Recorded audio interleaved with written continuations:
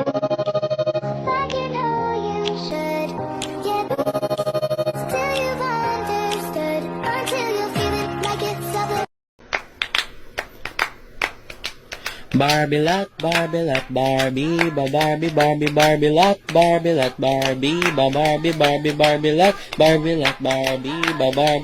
Barbie lot. Dudu. I like you. I don't give a fuck about your boyfriend. Oh wait, you ain't got a boyfriend? Oh, say less. Tryna fuck. Me and my nigga, yeah, we tryna fuck. Me and my nigga, yeah, we tryna fuck. Bentas bayar. Aku lagi cari mama muda buat kasih uang 1 juta. Na na na na na na na.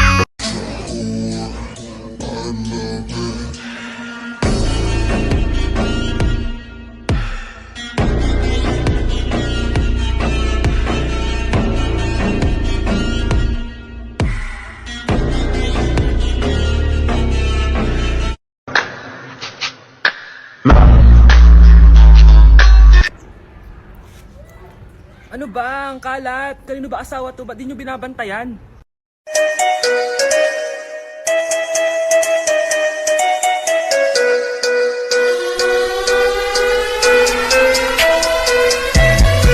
Hello, bitch, you can fuck with me if you wanted to.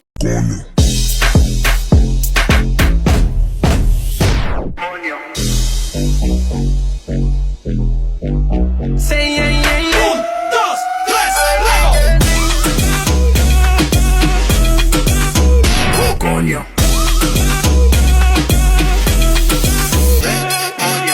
Nay, aamin na ako sa crush ko. Go anak! Sana magka-jowa ka na agad. Hello? May aaminin ako sa'yo. Crush kita. Crush mo ako? Yak, kadiri ka. Di kita gusto. Nay, na-reject ako. Sakit. Ganyan talaga anak. Hanap ko na lang ng iba. Marami pa dyan. A few moments later. Ang gwapo mo naman. Single ka ba? Oo. Gusto ko na magka-jowa. Ako, pwede ako maging jowa mo. Sige! So, tayo na? Oo, sinasagot na kita. Yes! May girlfriend na ako! Nay, may good news ako sa'yo. May jowa na ako! Talaga ba anak? Parang ang bilis naman. Siyempre, Nay, ang pogi ko eh. Nay, nasa labas siya. Sige anak, papasukin mo. Hello po, tita. Mare? Mare? Magkakilala kayo? Oo, anak. Kumari ko yan eh. Pero, Nay, jowa ko siya. Di pala tayo pwede. Hanap ka na lang ng iba. Ayoko na magmahal. Ganda nito. Oh. Sana maging successful yung pagbebenta ko ng damit noon ha. Mahal, ang dami nating ibebenta mamaya. Manifest natin na makabenta kayo, Nay, para makaahon na tayo sa kahirapan. Hindi ako makapaniwalang nabili ko na yung pangarap kong tig 200,000 na relo. Wow, ang ganda niyan, Tay. Anak, tignan mo to binili sa akin ng tatay mo. Diba ang ganda? Hala, di ba mahal yan, Nay? Mas mahal pa to sa bahay ng kapitbahay natin, no? Magbebenta ulit kami mamaya para mas marami tayong pera. Anak, binilang kita ng kotse. Gamitin mo to pag pupunta ka ng school, ha? Ha? Tay, di ko naman po kailangan ng kotse. Kaya ko naman po mag-commute. Gumastos pa tuloy kayo. Dami mo naman sinasabi, anak. Sige na, puntahan mo na sa labas. Wow! May sarili na akong sasakyan. Wow, ang ganda naman ng bagong kotse mo, Scarlett. Salamat po. Hindi ka ba nagtataka, Scarlett, kung bakit ang bilis niyong yumaman? Galing yun sa pagbebenta ng damit nila nanay. Ang dami na nga nila mamahaling gamit ngayon eh. Sure ka ba? Na damit lang ang tinitinda nila? Nay, bumabagabag talaga sa isip ko kung bakit ang bilis nating yumaman. Ano ba talaga binibenta niyo ni tatay? Ano ka ba anak? Malaki talagang kita sa pagbebenta ng damit. Pero Nay, wala nang pero-pero. Hindi ka ba masaya anak? Na mayaman na tayo? Na nabibili natin lahat ng gusto natin? Sige na, mag-aayos pa ako ng benta ko. Mahal, nakauwi ka na ba?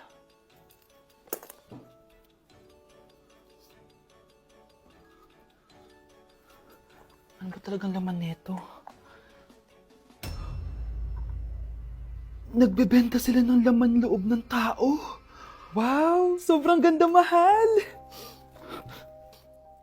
Buti naman nagustuhan mo, mahal. Nga pala, kinuha ko na yung laman loob ng kapitbahay natin. Si Rosa? Malaki pera na naman to.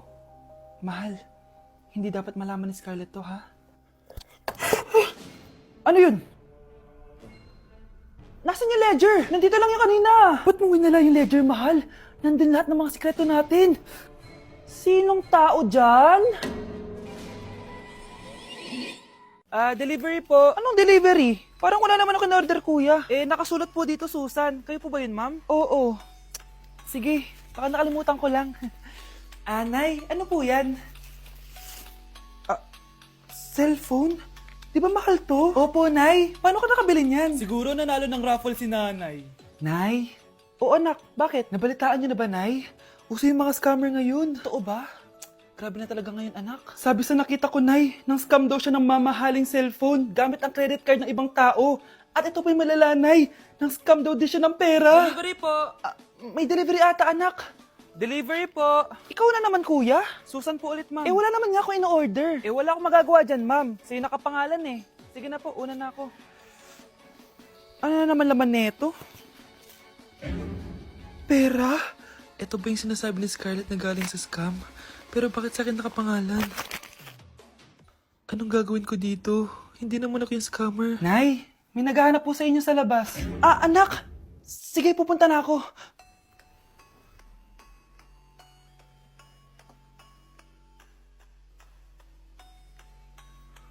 Hello po. Ano pong kailangan nila? Kayo po ba si Susan, ma'am? May natanggap po kasi akong report na kayo daw po nangi-scam. Scammer? Hindi ako scammer, Ma'am, sa'yo nakapangalan ng mga parcel. Kaya sumama ka na sa amin. Hindi nga ako scammer! Ikukulong ka na namin. Huwag niyo ko ikulong! Hindi ako scammer! Itigil niyo na yan! Hindi si nanay ang scammer. Pero nasa bahay na to, ang totoong scammer.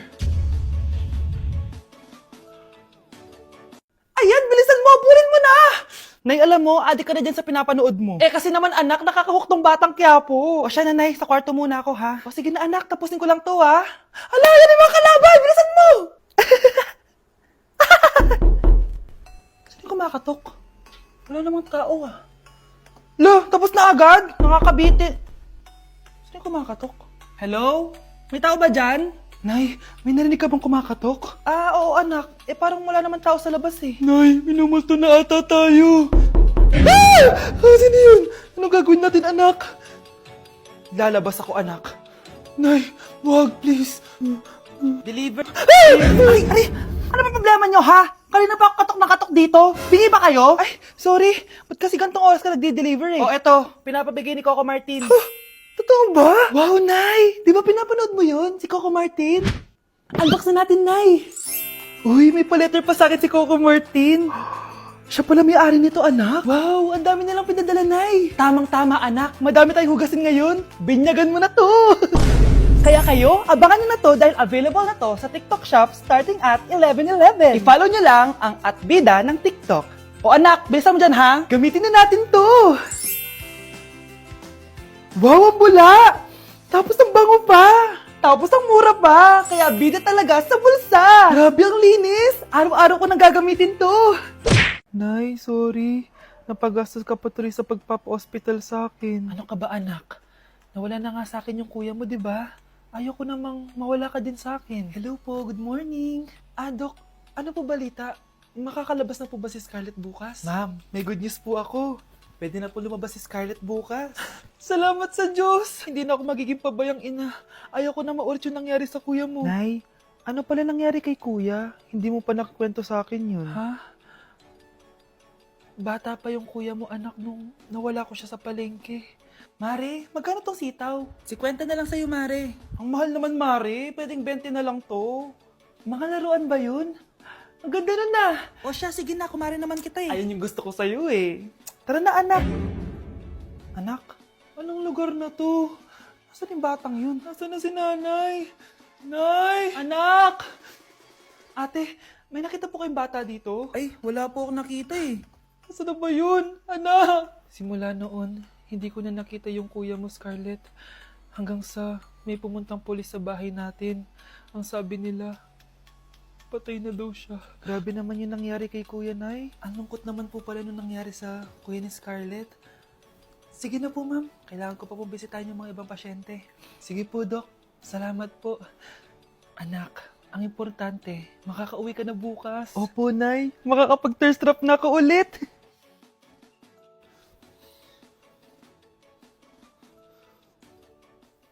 Anak, tara na, uwi na tayo. Nay, may pinapabigay pala si Doc sa'yo. Oh, ano naman kaya to?